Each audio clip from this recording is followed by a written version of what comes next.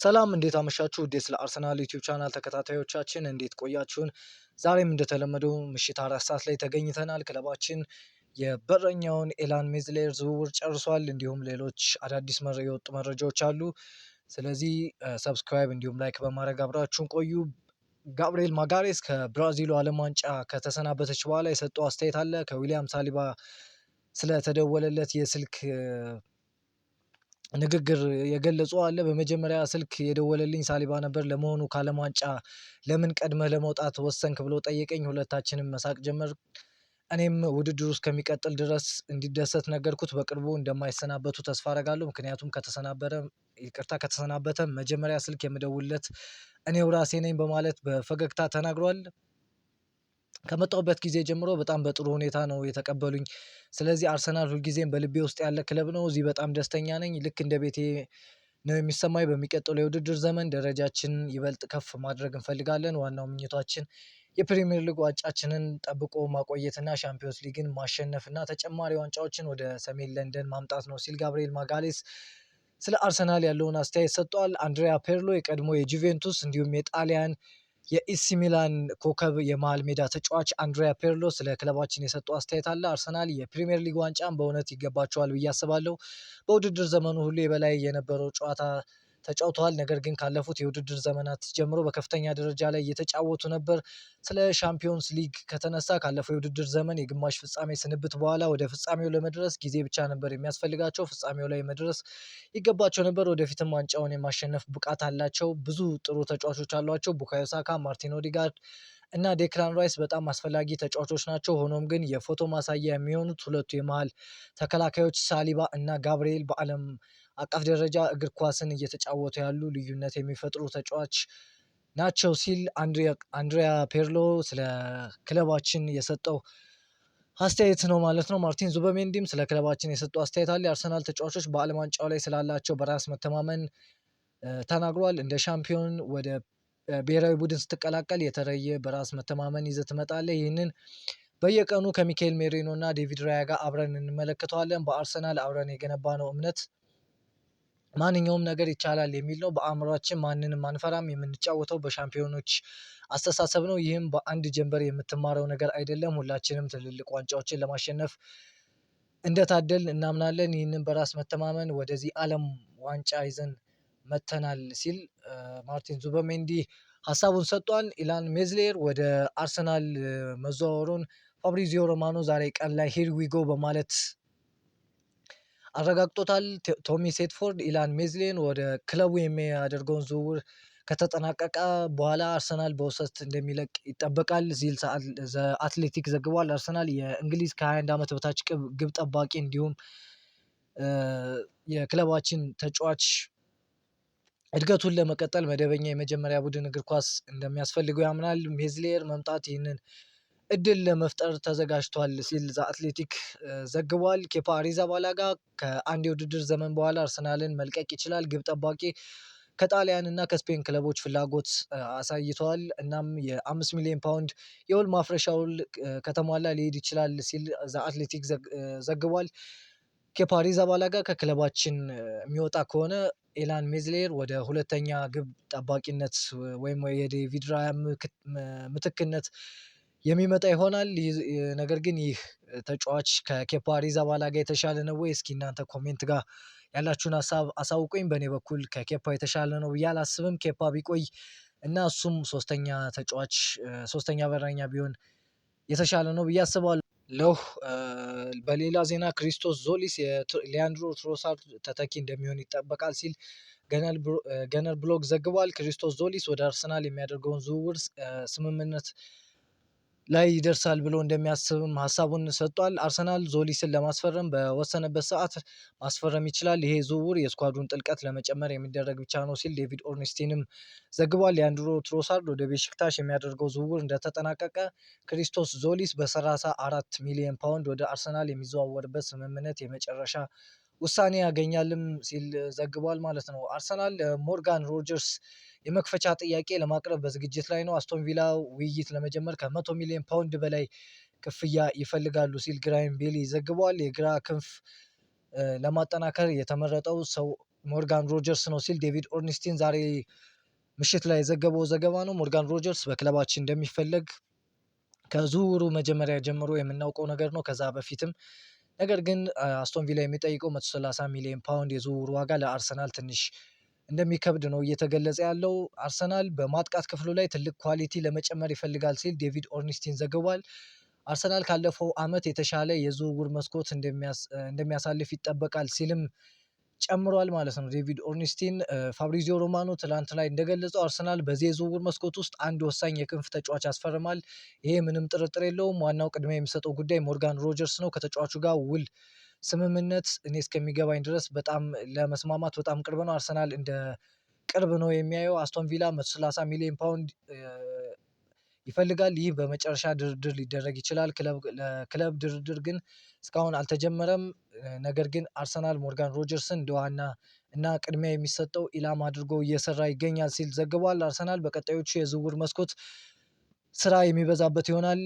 ሳምንታት በዓለም ዋንጫው ወቅት ክለቡ በአንጻራዊ ሁኔታ ዝምታን መርጦ ነበር። ለብሩኖ ጊማሬሽ ጥረት አድርጎ ነበር። እንዲሁም በሞርጋን ሮጀርስ ጉዳይ ላይ ሲሰሩ ቆይተዋል። ነገር ግን በቀጣዮቹ ሳምንታት እንቅስቃሴያቸው በጣም የተጨናነቀ ይሆናል ሲል ትላንት ላይ ነው የዘገበው።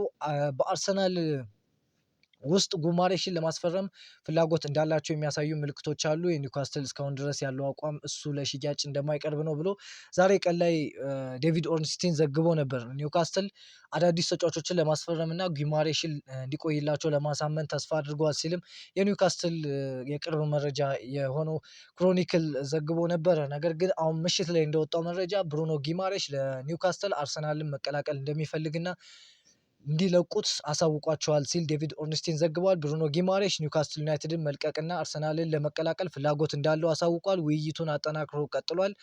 አርሰናል እስከ 60 ሚሊዮን ፓውንድ በሚያወጣ ስምምነት ለማቅረብ ዝግጁ ነው። ነገር ግን እስካሁን ከክለብ ወደ ክለብ ግንኙነት የለም ሲል ዴቪድ ኦርንስቲን ዘግቧል። አርሰናል ብሩኖ ጊማሬሽን ለማስፈረም የሚያደርገውን እንቅስቃሴ ያጠናከረ ሲሆን 60 ሚሊዮን ፓውንድ ለማቅረብ ተዘጋጅተዋል ሲል ዘግቧል። እስካሁን ምንም አይነት የክለብ ለክለብ ግንኙነት ያልተደረገ ሲሆን የኒውካስትል አቋም ለጊማሬሽ የሚቀርብ ጥያቄን አለመቀበል ነው ሲልም ዘግቧል። በተለይ አምና አሌክሳንደር ኢዛክ ወደ ሊቨርፑል መሄድ እንደሚፈልግ ለኒውካስትል ካሳወቀ በኋላ ኒውካስትል ዩናይትድ ተጫዋቹን መሸጥ አልፈለገም ነበር። ነገር ግን ተጫዋቹ ክለቡ ላይ ባሳደረው ጫና ምክንያት በትክክለኛው ዋጋ ሲቀርብ ተጫዋቹን ለቆታል። አርሰናልም ይህንን ለማድረግ 60 ሚሊዮን ዩሮ የዝውውር ዋጋ ለ28 ዓመቱ በቅርቡ 29 ለሚሆነው ብሩኖ ጊማሬሽ ይበቃል ብሎ ያስባል እና በዚህ ሁኔታ ድርድር አድርጎ መስማማት ከቻሉ አርሰናል ይህን ተጫዋች የግሉ የሚያደርግበት ሰፋ ያለ እድል እንዳለ ነው የተዘገበው። አርሰናል ለረጅም ጊዜ የብሩኖ ጊማሬሽ አድናቂ የነበሩ ሚኬል አርቴታ እና አንድሪያ በርታ በዚህ ክረምት ተጫዋቹን ለማግኘት ቆርጠው ተነስተዋል ሲል ገነር ብሎግ ዘግቧል። ስለዚህ ዝውውር የእናንተን ሀሳብ እስኪ ኮሜንት ጋር አስቀምጡልኝ። መቼም የሚጠላው የለም። ነገር ግን የተሰማችሁንና የ60 ሚሊዮን ፓውንድ የዝውውር ዋጋ ለብሩኖ ጊማሬሽ ተገቢ ነው ወይ? ወይም ከዛ በላይ ኒውካስትል ከጠየቀ እስከ ምን ያክል መሄድ አለበት? እስኪ ኮሜንት ላይ ያሳውቁኝ። ዴቪድ ኦርንስቲን ቀጥሎም እንደተናገረው አርሰናል ካለፈው ዓመት የተሻለና ጠንካራ የዝውውር መስኮት እንደሚያሳልፍ ይጠበቃል። አርሰናል በዝውውር መስኮቱ ላይ መቸኮል እንደማይፈልግና በቂ ጊዜ እንዳለው እንደሚያምን ዴቪድ ኦርንስቲን ገልጿል። ምክንያቱም ክለቡ የቡድኑ ዋና መሰረት አስቀድሞ እንደጣለ ያስባል። ከዚህ በኋላ ክለቡ ትኩረት የሚሆነው አሰልጣኝ ሚኬል አርቴታ ስብስብ ተስማሚ የሆኑ ተጫዋቾችን በተገቢው የዝውውር ዋጋ ለማግኘት መሞከር ላይ ብቻ ነው ሲል ዘግቧል። የክለቡ ስፖርቲንግ ዳይሬክተር አንድሪያ በርታ በአንድ ጊዜ በርካታ የዝውውር ፋይሎችን እያስተዳደረ የሚገኝ ሲሆን በክለቡ መከተል ያለበትን ትክክለኛና አዋጭ የዝውውር መንገዶች ለመለየት እየሞከረ ይገኛል ሲል ዴቪድ ኦርንስቲን ዘግበዋል። በሌላ ዜና ማቴዎ ሞሬቶ እንደዘገበው ከሆነ አትሌቲኮ ለመጀመሪያ ጊዜ አልቫሬዝን ለመልቀቅ ፈቃደኛ ሆኗል። እናም በሚመጡ ጥያቄዎች ለመቀበል ተዘጋጅተዋል። ምርጫው ከስፔን ውጭ ላሉ ክለቦች መሸጥ ሲሆን አርሰናል ፍላጎት አሁንም አለ ሲል ዘግቧል ማለት ነው። በተለይ ትላንትና አርጀንቲና ግብፅን በጨዋታ 3-2 ባሸነፈችበት ጨዋታ ሁሊያን አልቫሬስ ጥሩ እንቅስቃሴ እያደረገ አልነበረም እና ከተወሰኑ ሞመንቶች በስተቀር ጥሩ እንቅስቃሴ አላረገም። በእርግጥ አርጀንቲና እንደ ቡድን ጥሩ አልተጫወተችም። ነገር ግን ሁሊያን አልቫሬዝ ያን ያክል በተለይ 150 ሚሊዮን ፓውንድ እየተባለ ነው የሚገኘው እና ያን ያክል የዝውውር ዋጋ ያወጣል ብዬ አላስብም። አርሰናልም ያን ያክል ይከፍላል ብዬ አላስብም። ነገር ግን ማቴዎ ሞሬቶ እንዳወጣው መረጃ ከሆነ አትሌቲኮ ማድሪድ ሁሊያን አልቫሬዝን ለመልቀቅ እንደተዘጋጀ ነው የዘገበው። በሌላ ዜና የፈረንሳዩ ጋዜጣ ሊኢኮፕ እንደዘገበው ከሆነ ፒኤስጂ ብራድሊ ባርኮላ ላይ የ150 ሚሊዮን ዩሮ ዋጋ ለጥፈውበታል ሲል ዘግቧል። በክለባችን በጥብቅ የሚፈለገው የሞርጋን ሮጀርስ ዝውውር የማይሳካ ከሆነ እንደ አማራጭ የያዙት የፒኤስጂው የግራ ክንፍ አጥቂ ብራድሊ ባርኮላ 150 ሚሊዮን ዩሮ ዋጋ እንደተለጠፈበት ሊኢኮፕ ዘግቧል። ይህ ዝውውር በዚህ ገንዘብ የማይሳካ ነው የሚመስል። ነገር ግን የሞርጋን ሮጀርስ ዝውውር የማይሳካ ከሆነ ምናልባት አርሰናል ፊቱን ወደ ብራድሊ ባርኮላ የሚያዞርበት እድል እንዳለ ከዚህ በፊት ተዘግቦ ነበር። ሚኬል አርቴታ የአርሰናል ተጫዋቾች ወደ ዓለም ዋንጫ ሩብ ፍጻሜ ካለፉ በኋላ እንደደወለላቸው አረጋግጧል። አዎ ደውዬላቸዋለሁ። የሀገራቸውን ብሔራዊ ቡድኖች እንደሚወክሉ ይገባኛል። ነገር ግን በተወሰነ መልኩ አርሰናልንም እየወከሉ ነው። አሁን በርካታ ተጫዋቾቻችን በሩብ ፍጻሜው መድረሳቸው የዚህን እግር ኳስ ክለብ ጥራት በደንብ ያሳያል። ከመሄዳቸው በፊት በዓለም ዋንጫው የሚያሸንፉ የአርሰናል ተጫዋቾች መሆን አለበት ብለን ቀልደን ነበር። ስለዚህ ያንኑ ነገር አስታወስኳቸው። ለእያንዳንዳቸው መልካም እንዲሆንላቸው ተመኘው። ለእንግሊዝ፣ ለስፔን፣ ለፈረንሳይ፣ ቤልጅየም ወይም ለየትኛውም ሀገር ቢጫወቱ በእነሱ ኮራለሁ። እንዲሁም አንዱ ተጫዋቾቻችን ዋንጫውን ይዞ ወደ ለንደን እንደሚመለስ ተስፋ አደርጋለሁ ሲል ሚኬል አርቴታ ያለውን ሀሳብ ሰጥቷል።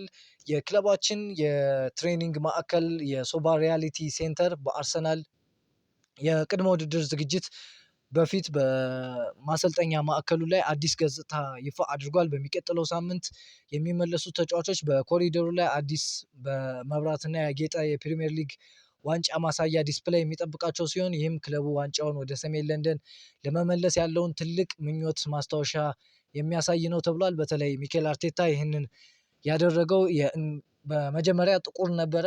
ይሄ የሚበራ በጎልደን ወይም በወርቃማ አይነት ዲም ላይ ኤልኢዲ ላይት ነው የሚበራው ከጀርባ እና የፕሪሚየር ሊግ ዋንጫ ምስል ባለበት እንደ ዲአይዋይ ወይም ካርቶን ነገር የተሰራ ነው እና የፕሪሚየር ሊጉን ዋንጫ አርሰናል ሲያነሳ ይህ መብራት ይበራል ብሎ ቃል ገብቶላቸው ነበር። አሁን ላይ ክለባችን ዋንጫውን ማንሳቱን ተከትሎ ይህ መብራት በርቶ ክለባችን በደማቁ የፕሪሚየር ሊግ ዋንጫ ኮሪደር ላይ ተለጥፎ ተጫዋቾች ሲገቡ ይህንን እያስታወሱ በቀጣይ ውድድር ዓመትም ይህንን ለመድገም እንዲጫወቱ ማስታወሻ ይሆናል ተብሎ ነው የታሰበው። በዛሬ ዝውውራችን የነበሩ መረጃዎች እነዚህን ይመስላሉ። ስለተከታተላችሁን ከልብ እናመሰግናለን። በነገም ምሽት 4 ሰዓት ላይ እንደተለመደው እንመጣለን። አብራችሁን ስለቆያችሁ እናመሰግናለን። ምሽታችሁ ያማረና የደመቀ ይሁን። ደህና ደሩ። ቻው